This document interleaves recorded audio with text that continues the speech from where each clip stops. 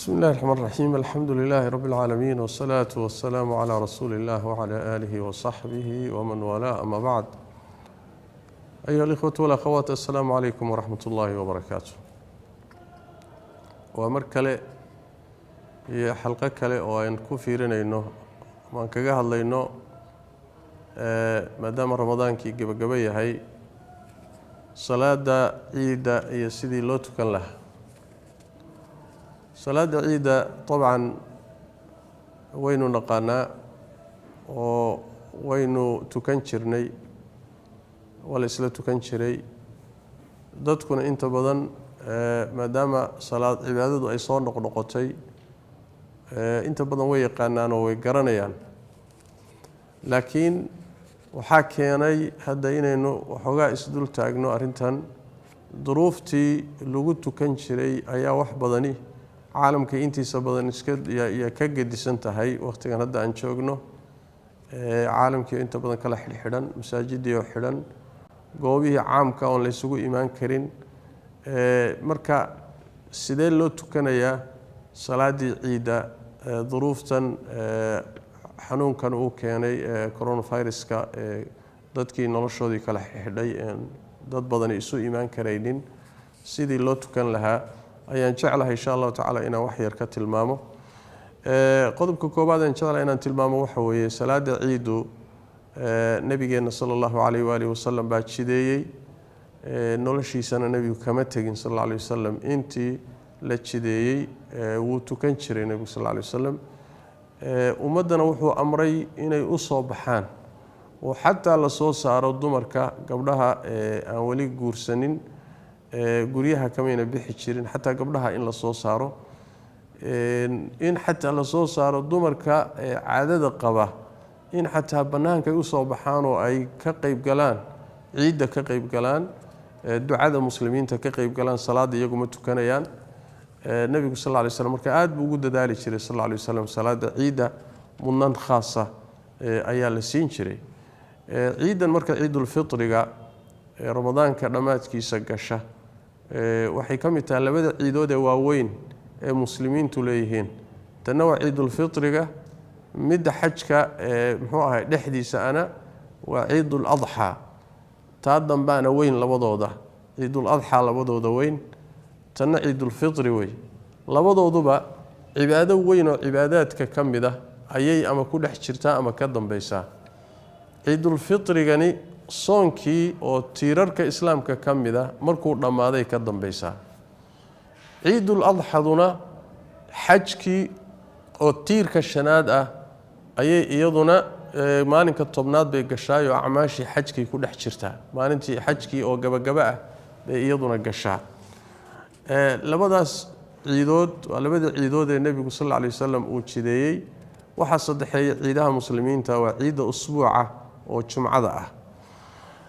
haddaba salaada la tukado ramadaanka kadib, ramadaanku markuu dhammaado, salaada ciidu nabigu maadaama uusan ka tegi jirin oo daa'imi jiray, xukumkeeda ayay fuqahadu isku khilaafeen. qaar waxay leeyihiin waa sunno adag oo waajib ma gaarsiisna sida maalikiyada iyo shaaficiyada kale. qaar waxay leeyihiin waa waajib sida xanafiyada kale. maxay nabigu sallallahu alayhi wasallam waa amray kama tagin, waxay ku tusaysaa inay arrin culus tahay. qaar waxay leeyihiin waa fardul kifaaya, haddii bulshada qaar ka mid ah samayso qaarka kale dambigii waa ka dhacaya. adigu tafaasiisha fiqiga ah ayaa ku jirta. xukumkeeda ma waajib ah mise waa sunna marka laga hadlayo. xagee lagu tukadaa salaadaas? nabigeena sallallahu alayhi wa alihi wasallam xadiistiisa sida ku sugan masaajida muusan ku tukan jirin nabigu sallallahu alayhi wasallam. banaanka ayuu u bixi jiray, meel musalla la yiraahdo oo waxa jira ka baxsan masaajida, ka baxsan oo dadku u wada bixi jireen oo nabigu salaada ciida u aadi jiray sallallahu alayhi wa alihi wasallam. sida marka waxa weeye inay cudurdaar yimaado mooyaane oo maalan roob dadkii xanibo ama la bixi kari waayo ama duruufo kale soo kordhaan sida hadda taagan oo kale mooye, asal ahaan waxa weeye in banaanka loo baxo oo banaanka lagu tukado masaajida lagala baxo salaada ciida ayaa asal ah. waa sidoo nabigu sameyn jiray sallallahu alayhi wa alihi wasallam. salaada ciida haddii isu imaadkiisu roobi waayo asal ahaan fardina waa loo tukan karaa jamaacana waa loo tukan karaa jamaacadu in la wada tukado dad badan wada tukadaan oo la isla tukado waa sunnay leeyihiin laakiin sharti uma aha salaada sixadeeda salaada xataa iyadoon duruuf adagi jirinba oo dadku ay soo imaan karayaan hadduu ruuxu goonidiisa u tukado culimada badankood waxay qabaan salaadaasi waa asaxaysaa marka jamaacada iyo wada tukashadu asal ahaanba waxay leeyihiin waa sunnay qabaan in badanoo ka mid ah culimada muslimiintu xilligii saxaabada ridwaanullaahi calayhim waxaa dhici jirtay haddii ruuxa ay salaada imaamku dhaafto oo uu maalan dadkii bannaanka ku wada tukanhayay salaaddii baa ka hor dhacday waxay samayn jireen guryahooda caruurtoodii iyo ehelkooday tujin jireen qaar gooni bay isaga tukan jireen sida uu tilmaamayo aharka Anas ibn Malik radiyallahu ta'ala anhu ardaah ibn Abi Shayba iyo Bayhaqi waa soo saaray waana saxiix kadalika Bukhari baa tacliiq ku wariyay soo mucallaqa bi siiqati al-jazmi wuxuu leeyahay Anas ibn Malik salaada ciida imaamku uu lala tukanayo haday dhaafto wuxuu kulmin jiray ehelkiisa gurigiisa dadku nool kulmin jiray fa salla bihim mithla salati al-imam fi al-eid markaas wuxuu tujin jiray salaadii uu imaamku ciida banaanka ku tukaday mid lamida ayuu ehelkiisa iyo dadka gurigiisa tujin jiray Anas ibn Malik khaadimkii nabiga sallallahu alayhi wa alihi wa sallam marka taa waxaynu ka qaadanaynaa duruuftan hadda taagan xanuunkan uu keenay dadkii la kala xidhay ee guryaha lagu xareysan yahay ee aan meel banaan la isugu imaan karin ayadoo naftii bini aadamka iyo caafimaadkii loo baqayo waxaan helaynaa in aan guryaha ku tukanno oo salaadii ciida sidii salaadihii jamaacaadka ee waajibka ahaaba masaajidii markii la xidhay guryaha loogu tukado loo yiri guryaha lagu tukado salaada ciidana sidoo kale guryaha ayaa lagu tukanay insha Allah ta'ala kolba dadkaas wada degan ee guriga ku wada nool ayaa wada tukanaya deelaha qaar kood masaajidu u furan yihiin ayagu ama banaanadaba tagi kara mushkilo male laakiin waxaan ka hadlayaa duruufta hadda anagu aan ku noolahay kala dadka ku nool oo masaajidiina aan la isugu imaan kareynin banaanna aan la isugu tagi kareynin markaas waxa weeye salaadii ciida waxa lagu tukanayaa guryaha ayaa lagu tukanayaa xilliga la tukanayo intii heli karta guriga dadka wada joogana imaam bay yeelanayaan oo way ku imaamkoodaas iyaga istujinaya ruuxii keligii ana kelinimadiisu u tukanaya salaadu insha Allah ta'ala waa labadii ragcadood waa tilmaami doonaa qaabka loo tukanayo insha Allah ta'ala xilliga salaadu waxa weeye markay qorraxdu soo baxdo wax yarna ay godka kor uga soo kacdo ayay soo galaysaa xilliga salaadu oo macna wax way qadar rumxin waran qiyaastiisa ama qadarkiisa markay dhulka ka soo kacdo oo kor u soo baxdo xilliga hadii la gaaro salaada waqtigeedii waa la gaaray مثلا anaga oo kale Nairobi markaan joogno taqriiban 5 iyo 27 mise 5 iyo bar meelahaas ay qorraxdu noo soo baxaysaa marka hadii 20 daqiiqo lagu daro ama nus saac kale lagu daro hal saac oo kale waxaan dhigi lahaa 6 cafwan anagoo kale qorraxdu waxay noo soo baxaysaa 6 iyo 25 27 noo soo baxaysaa marka ilaa yani waxa weeye hal saac ama 7 subaxnimo ama iyadoo 10 daqiiqo dhiman muxuna waa la tukan karayaa bimaana wax weeye xilliga shuruuqi qorraxdu soo baxday hadii 20 daqiiqo lagu daro oo intay kor u soo yara kacaysa ama 15 daqiiqo kifaayo way xilliga hadii la gaaro salaada waqtigeedii waa la joogaa waa la tukan karaya muxuu salaadii ciida waxay yiraahdaan fuqahadu waxa fiican si dadku ay u helaan chance ay ku bixiyaan zakatul fitriga in salaada waxoogaa dib loo dhigo salaada ciidul fitriga baynama salaada ciidul adhaha waa mid ciida dambe ee carafada salaadeeda iyada waa la dadajin bay dhahaan si dadku ay chance uga helaan inay udhiyadii xoolihii gowracaan ila salaada gadaasheeda la gowracay labada salaadood marka sidaas ay yiraahdaan laakiin ruuxii zakatul fitriga si bixiyay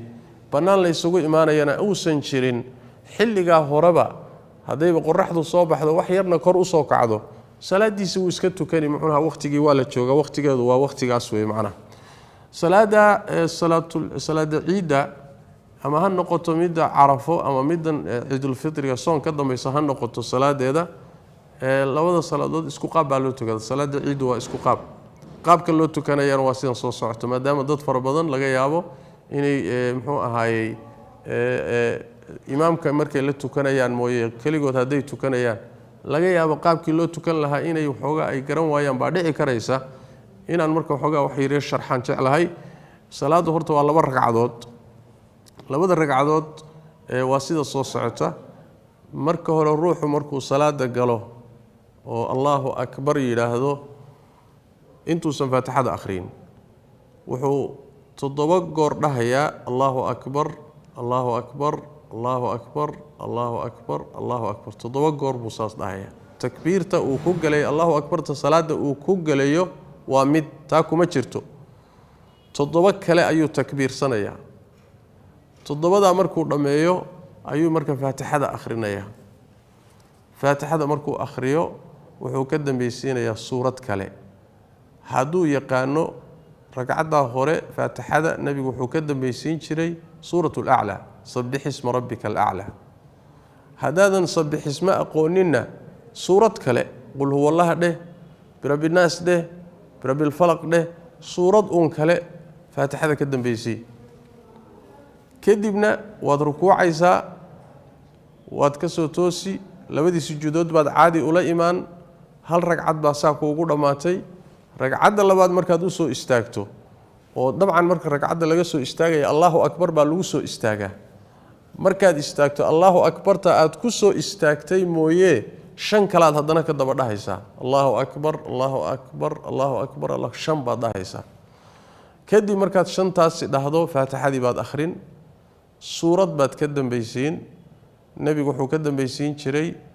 suurat hal ataaka hadithul ghaashiya hal ataaka hadithul ghaashiya hadaa taqaano hadaan aqoonina suurad kale ka dambaysii qul huwallahu suuradii aad kari karayso adiga taqaano markaad faatixada akhrido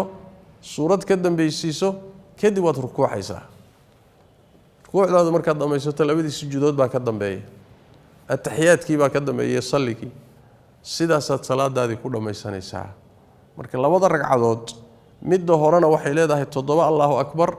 midda dambana waxay leedahay 5 Allahu akbar oo faatixada ka horeeya sidaasay marka insha Allah tacaala ay ku fududahay wax adag ma ah gacmaha kor ma loo qaadaya dhib ma laha hadii kor loo qaado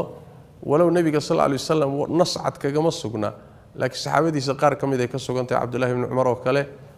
aimada madhabka Imam Shaafici iyo way qabaan marka hadii gacmaha kor loo qaadana dhib ma la insha Allah tacaala khudbada ciida ma la akhrinaya laazim ah khudbada asal ahaan waxa loogu talagalay banaanka weyn ee la isugu imaanayo iyo imaamku khudbaynaya hatta xilliga uu dadku isu yimaadeen oo bankiga banaanka la isugu yimid uu dadka u khudbaynayo khudbadaasi salaada laazimo iskuma xidhna hadaan la khudbaynin salaadu waa saxaysa marka khudbada waxa laga rabaa imaamka guud meesha guud ee la isugu imaanayo laakiin haday dadku gooni u tukanayaan sida hadda aan ka hadalno kale iyo duruuftan in haysata oo guryaha lagu tukanayo ama ruuxu goonidiisa u tukanayo markaasi khudbo laazim maaha khudbo yani wax way waa la isaga tagaya labada ragcadood baa muhiima salaaduna hatta hadii duruuftu caadi tahay khudbada in la dhageysto waxba laazima waa kii nabigu sallallahu alayhi wasallam waan khudbaynaynaa kii rabowna dhageyso kii rabowna isaga tag sidaas way macna marka salaadii ciida sidaas loo tukan guryaha lagu tukan ruuxii keligii uu iska tukan karaa dadkii muxuu ahaayay guri ku wada nool gurigooda ku tukanayaan hal imaam bay samaysanayaan sidaas aan sheegnay ayayna salaadii u tukanayaan u sharaxnay sunnada nabiga waxa kamid ah sallallahu alayhi wasallam salaadan ciida ciidul fitriga intaan la tukanin ama loo bixin in wax la cunaa fiican waliba timir dhowr xabo timira oo tira isdheer ah in lagu afuro xadiidka Anas ibn Malik radiyallahu ta'ala anhu ardaa sida uu sheegayo kana la yaghdu yawm al-fitr hatta ya'kula tamarat nabigu muusan kalihi jirin ciidul fitriga ciidan muusan u kalihi jirin ilaa uu timira cuno xabada timir ah riwaayo kale waxa la wakana yaakuluhunna witran tira isdheer buu u cuni jiray nabigu sallallahu alayhi wasallam yani wax way 3 5 7 tirada isdheer intaan salaada la tukanin in wuxuun afka la geliyo xataa timir haddaadan haysanin wuxuun in afka la geliyo oo la cuno wax la cuno ayaa sunnada ah salaaduna markaa ka dambayso waxaa sidaa ka duwan ciidda carafada ayada waxaa fiican marka salaada laga soo noqdo kadib in la cunteeyo ciidan hadda aynu ramadaankana yani intaan salaada la tukan in cunto la cuno timir gaar ahaan la cuno ayaa nabigeena sallallahu alayhi wasallam hadigiisii ah ee dariiqi rasuulkeena sallallahu alayhi wasallam inoo jideeyay waxa kale oo iyadana muhiima masalada qabayska oo iyadana in badan la isoo weydiiyo iyadana waxa way dhimale in la qabaysto way fiican tahay lawalow uusan ciidaha in loo qabaystay nascad oo nabiga ka sugan ma jiro sallallahu alayhi wasallam laakiin saxaabadiisa qaar kamid ay ka sugan tahay imaam shaafici imaam maalik iyo aymaduna way qabaan gaar ahaan markii la isoo imaanayo meel dad isugu imaanayaan ay tahay sida salaada jumcada oo kale sidoo ruuxa muxuu ahaay aan looga dareemin muxuu ahaay wax jirkiisa ka soo baxaya oo la kahado si aan loo dareemin bal in la isudgiyo oo la iscarfiyo dharka quruxda badan la qaato dhar cusub haduu yahay kaagi horood nadiifsatay haduu yahay laana ciidani waa shaciiro weyn oo calaamaadka diinta kamid ah weeye in la farxo la damaashaado muxuu ahaay cibaadadaas weyn lagu damaashaado waxyaalaha mubaaxaadka ilaahay inoo baneeyay lagu damaashaado muxuu ahaay ayay kamid tahay oo la inoogu jideeyay la muujiyo marka cibaadada in la yani wax weey in la muujiyo walow hadda duruufahan aan hadda ka hadlaynay ina haysta ay tahay xaalad istitnaa'iya oo hore inoo soo marin haddana inta tabarteena inaynu cibaadadaasi muujino oo muxuu ahaay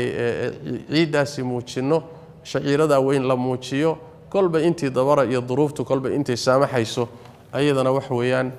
waa laga maarmaan waxaan ku gabagabaynaynaa